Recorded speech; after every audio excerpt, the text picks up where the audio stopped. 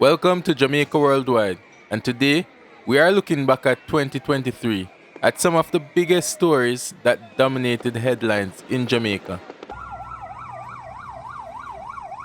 In the tumultuous landscape of 2023, Jamaica found itself gripped by a cascade of unprecedented events, each more astonishing than the last.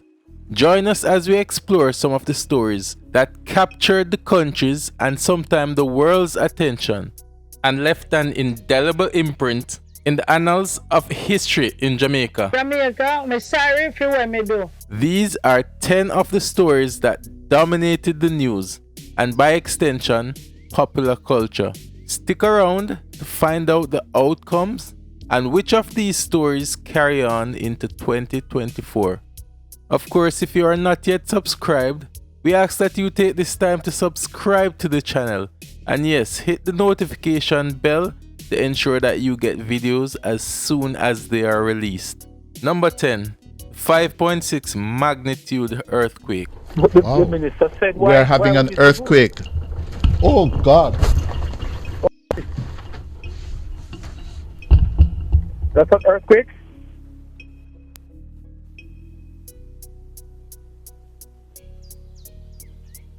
Are we still on? Yes. That was a heavy jolt. This story is lowest on our list, but may be the story that shook Jamaica the most.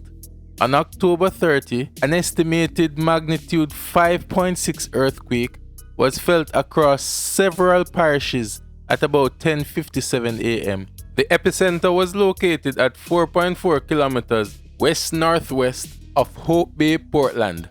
The earthquake also affected sections of Haiti, minor outlying US islands, and Cuba. There were a number of reports across the island of damage to buildings and millions in losses otherwise. Fortunately, there were no serious injuries to person reported, but many were traumatized by the event. Schools and businesses were closed for the rest of the day and some for the following day. As usual, with Jamaicans, the response to the news is usually as dramatic or entertaining as the news itself. By the evening, most were jokingly sharing their versions of what happened. Several social media personalities shared their interpretations of the event, and traditional media gave their responses as well. By the next day, there was a song about the earthquake and funny posts on YouTube and other entertainment medium. According to Minister of Local Government and Community Development Desmond Mackenzie, the significant earthquake was the largest Jamaica has experienced in more than 50 years. Number 9. Mad Cobra Arrest. Jamaicans have a special place in their heart for reggae and dancehall music. So when reports surfaced that veteran dancehall artist Mad Cobra was arrested in the United States, Jamaicans were understandably concerned. On Tuesday, July 25th, after deputies pulled him over for a traffic stop in Florence County, South Carolina, USA, the deputies allegedly discovered 2 kilos of cocaine in the vehicle, for which he now faces charges of cocaine trafficking and possession of a weapon during a violent crime, due to a 9mm pistol that was allegedly found. Cobra was offered bail in the sum of $125,000 and has since been released on July 26, pending his hearing. Mad Cobra is one of a few dancehall stars who found international fame in the 1990s. He released his hit Flex on his major label album debut Hard to Wet, Easy to Drive with Columbia Records. In 1992, the single rose to number 13 on the Billboard Hot 100 chart and certified gold in the United States for selling over 500,000 units in the country. He is also known for hit singles such as Press Trigger, Done Wife, and Defend It.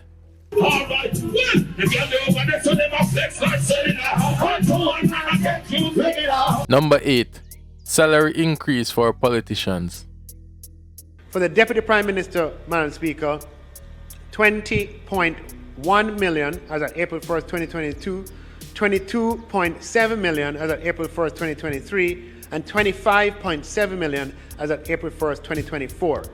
For the Prime Minister, Madam Speaker, salary of 22.3 million as at April 1st, 2022, 25.3 million at April 1st, 2023, and salary of 28.6 million as at April 1st, 2024. It has been announced that politicians, including the Prime Minister, are to receive a huge salary increase over a period of 3 years that ends in 2024.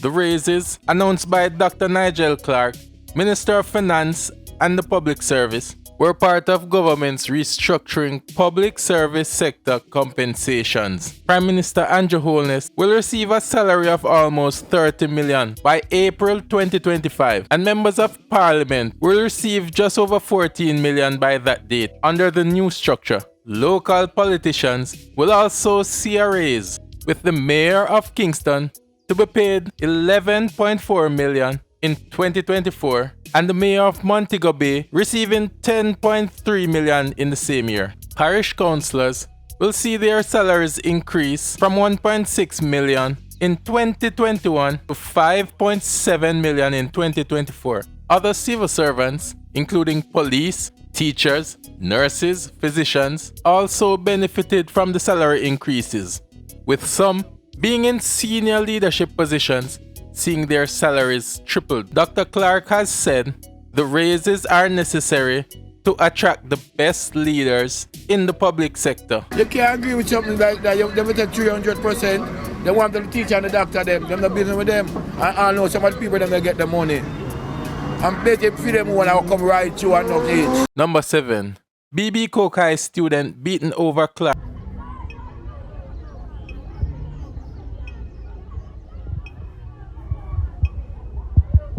Violence and aggression in students remain a rising concern among Jamaicans. And one of the news this year that exemplifies this concern is the incident at BB Coke High School regarding the beating of a student by another over shoes. It is alleged that the victim, Jaim, and other students were collecting their phones from a security post at the St. Elizabeth Bath School when Jaim reportedly stepped on another boy's shoes. The boy reportedly punched him several times in the face, causing him to fall to the ground. He lost consciousness, and it is reported that he was further kicked. The incident resulted in Jaim being lifted by 5 other schoolmates who walked with him for more than 500 meters from the school through the busy town of Junction to a doctor's office. The boys were considered heroes in the situation. The 5 boys later met with the Prime Minister Andrew Holness at Jamaica House, where he presented them with citations and laptops. Jaim had been hospitalized and thankfully has since recovered from his injuries. It is not often that we see the kind of response that we saw with the young men from BB Coke and how they assisted their fellow student, Jaim. Number 6. 8-year-old kidnapped and murdered. The police are making progress in determining a motive and possible suspects in the abduction and attempted murder of an 8-year-old girl yesterday afternoon. Crime is of course a sore point for Jamaicans on a whole, but it is even more daunting when the victims are women and children. On Thursday, June 8, Danielle Rowe, a student of Brayton Primary School in Portmore, St. Catherine, was taken from the institution in a motor car, transported to Vineyard Town in St. Andrew, and thrown from the vehicle. The child was found by passers-by with her throat slashed and rushed to the hospital where she was admitted. The child reportedly passed away sometime after 3 a.m. at the hospital that Saturday. It is understood that a woman took the child from the school before the mother was able to pick up the child. The police released a composite sketch in an attempt to get leads for their investigation. It was, however, 30-year-old Coyote Sachel who was positively identified as the woman who abducted Danielle from her school. It was also further revealed that Sachel had been an intimate partner of the deceased child's father, who is a serving member of the Jamaica Constabulary Force. In October, she was denied bail, and Satchel is expected to go back to court on February 1, 2024. It is to be noted that Ms. Satchel was an intimate partner of Daniel Rowe's father. We have not yet established a clear motive, but as the investigation proceeds, we expect that the real motive will be manifested. Only 2 months later, an 8-year-old sentenced schoolgirl was victimized and murdered by a man who is the neighbor of the family. In February, 8-year-old Nikita Noel was victimized and asphyxiated. A man has since been convicted for her murder. Having a peaceful country is everyone's responsibility, but we must make an extra effort for safety where our children are concerned. To put it into context, the Secret Gardens monument that was erected in downtown Kingston to memorialize the names of children who died in tragic circumstances has already run out of space. Just over a decade after it was built, it already has over 1,000 names recorded. The death of Daniel Rowe garnered national attention with outpouring of anger, anguish, and sadness. If you have not done so already, please remember to like the video and hit the subscribe button and notification bell to get videos as soon as they are released. Number 5. The Clansman Trial.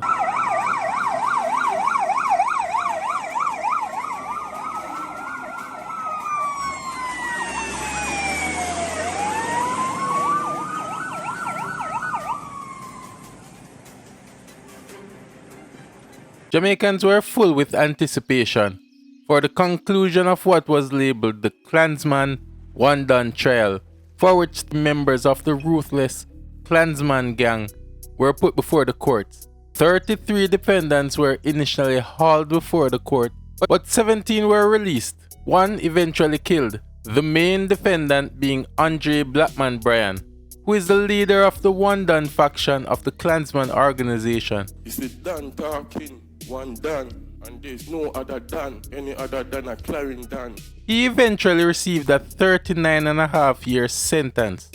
The case was full of twists and turns, which was even more sensationalized with coverage from the Politics Watch YouTube channel. The channel was the public source of information that alleges insider stories about the gang's operation. The channel's creator, that goes by the name Sir P, also shared conversations with the lead witness, who is known across Jamaica as C4. Other members who were convicted include Blackman's cousin Tamrick Fancyras Taylor, who was first sentenced to 17 years in prison, which was reduced to 9.5 years for time spent. Stephanie Christie, also known as Muma, was sentenced to 9 years and 10 months. Her involvement was particularly shocking to the public, as she was known in the community as a devout Christian who attended church regularly. The story of the trial is extensive and will of course be an example for law enforcement in moving forward with their newly created anti-gang legislation. Before the end of the year, an additional 31 members of the Clansman gang were arrested and millions in clothing and vehicles seized. By principle, precept, understanding, there is only one law, and that is common law. There is only one sense, and that is common sense. Number 4. Alice and the Crab Circle. In October, a video went viral of what seems to be a vendor at the Crab Circle relieving herself at one of the stalls. The vendor, known as Alice, was nationally chastised later, but in the initial stages, reactions were mixed. Surprisingly, the motives of Nadine, the person who released the video, was being discussed to the point where some people were blaming her for the eventual temporary closure of the facility. The person that videoed her did not video it to look out for Uno. And on the first thing that happened, she videoed it to f*** the woman so the woman don't make no sale. This brought to fore the question of regulation and accountability for street vendors. The incident garnered far-reaching recognition because the establishment was somewhat of a national or international tourist attraction. Alice initially tried to explain that the incident was an isolated one and that the incident was the first it had ever happened. But when Nadine produced other videos of her performing the same act it became very evident that this was a habitual occurrence. Eventually, good sense prevailed and the absurdity of Alice's practice was shunned. KSAMC conducted a training session with the vendors of the establishment and reopened Crab Circle for business very soon after. Alice released an apology for the incident or incidents in an attempt to regain her spot at the establishment. Jamaica, I'm sorry for what me do. And the vendors, the street vendors, I'm sorry for what me do. But the mayor has since communicated that Alice was banned from the establishment as a vendor. Number 3.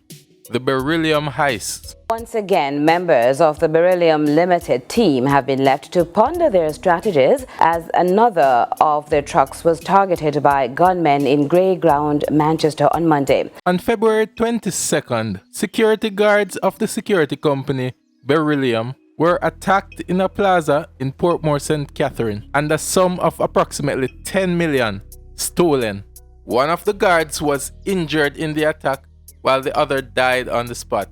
This would unfortunately become just one of a series of attacks on the security company's guards, who were attacked on at least 3 other occasions, with one being in the same area as the one mentioned before. There were viral videos of most of the attacks, which was a catalyst to the story unfolding in real time. More recently, there were reports that a group of gunmen attacked the security team at a distribution center in Grey Ground, Mandeville, shortly before 7 p.m. on December 11th. It was reported that there was a shootout and one of the gunmen was shot and killed, and a 19-year-old man suspected to have escaped the scene has been hospitalized under police guard following the attempted robbery of the Burum team in Grey Ground, Manchester.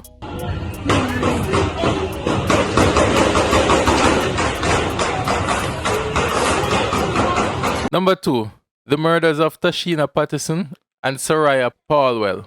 Early September, parliamentarian and member of the People's National Party, Philip Paulwell, was in the news as some strange documents were floating around on social media, indicating some kind of blackmail. Strangely, Paulwell would be in the news again very shortly after, when it was discovered that his daughter, Soraya Paulwell, and her mother, Taisha Patterson, were victims of kidnapping. It was later revealed that the two were found murdered, and arrests were soon made, including Leoda Bradshaw, who also shared a child with Philip Paulwell, and who is arguably considered to be the mastermind of the crime. Investigations suggest that the two were actually taken from their home by Bradshaw, after which the two were allegedly taken to Warwick Hill, where the two were both murdered and their bodies burnt. Bradshaw has been charged with 2 counts of conspiracy to murder, 2 counts of conspiracy to kidnapping, 2 counts of kidnapping, and 2 counts of capital murder.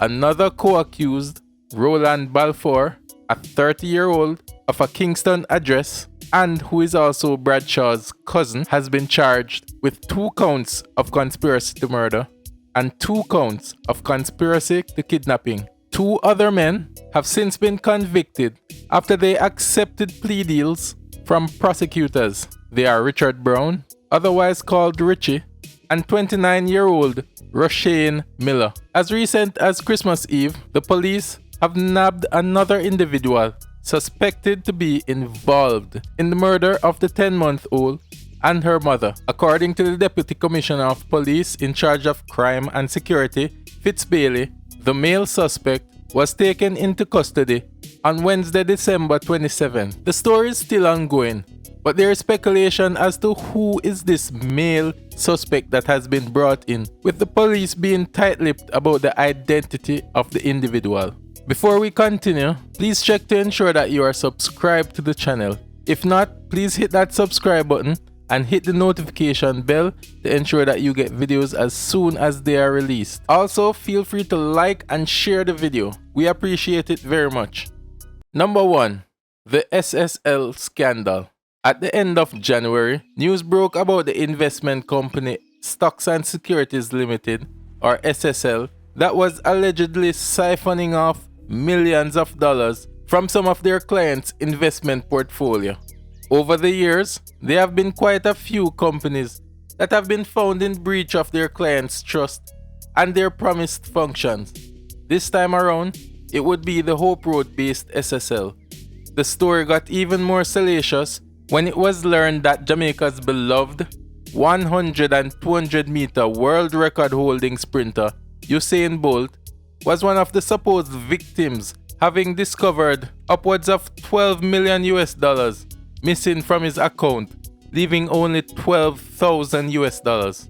There had been reports over the years of people losing money through other institutions due to corrupted employees, but the victimization of the beloved sprinter made the incident harder to accept. SSL employee Jean Panton was fingered as the culprit in the situation and subsequently arrested for financial crimes. The true nature of the issue became even more apparent when she, through her lawyers, made admission to taking money from named clients but excluded Usain Bolt or his company from the list of affected clients. Jean fought being jailed tooth and nail, claiming sickness and special needs, but was eventually jailed.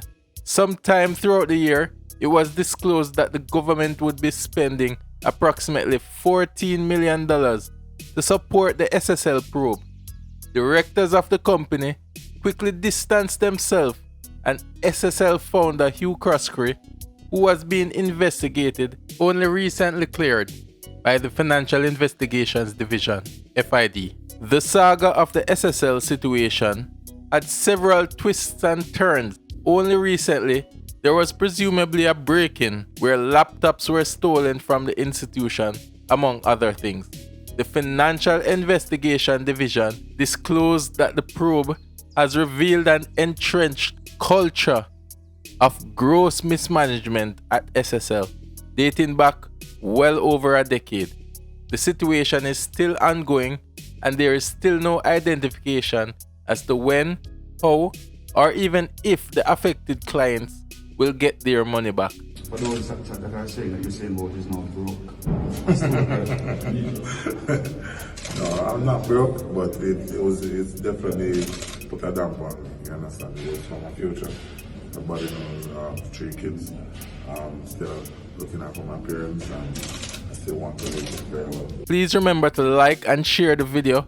Also, if you have not yet subscribed, please take time to subscribe to the channel and hit the notification bell to get videos as soon as they are released. Thanks for watching. This is Jamaica Worldwide.